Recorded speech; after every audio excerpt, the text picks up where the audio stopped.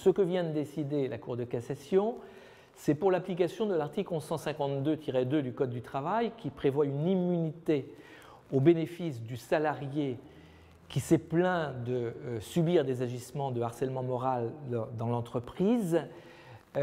immunité qui interdit à l'employeur de le licencier en rétorsion au fait qu'il se soit plaint d'agissements de harcèlement moral. Donc, la loi est très claire, elle interdit à l'employeur de prendre une sanction disciplinaire ou de licencier un salarié parce qu'il s'était plaint préalablement d'avoir subi des agissements de harcèlement moral. Et nous avons récemment décidé dans un arrêt que la règle de l'immunité posée par l'article 1152.2 du Code du travail ne pouvait jouer que pour autant qu'il était bien clair que ce dont s'était plaint le salarié, c'était des agissements de harcèlement moral.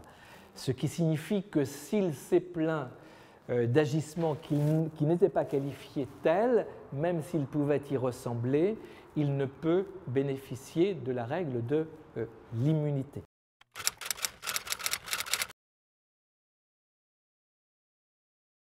Alors pourquoi avons-nous décidé cela?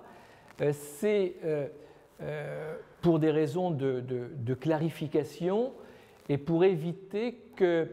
la règle puisse jouer, parce que la règle est quand même tout de même importante, naturelle, légitime, mais drastique, elle a pour conséquence automatique la nullité du licenciement dès l'instant où il est bien clair que le salarié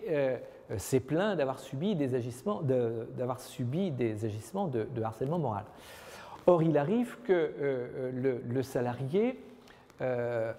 se plaigne d'agissements qui peuvent ressembler de près ou de loin à du harcèlement, mais sans se plaindre véritablement de harcèlement, et qu'il soit ensuite licencié pour toute une série de motifs, dont celle-ci, dont celle de s'être plaint d'avoir subi des agissements de harcèlement moral.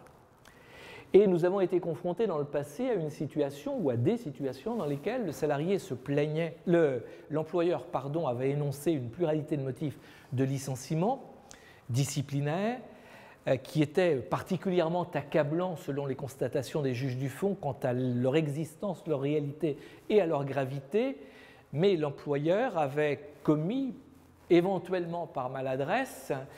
l'erreur d'avoir rajouté in fine de la lettre de licenciement qu'au surplus, le salarié s'était plaint d'avoir subi des agissements de harcèlement moral. Et nous considérions dans cette hypothèse-là, par application des dispositions de l'article 1152-2, que ce dernier grief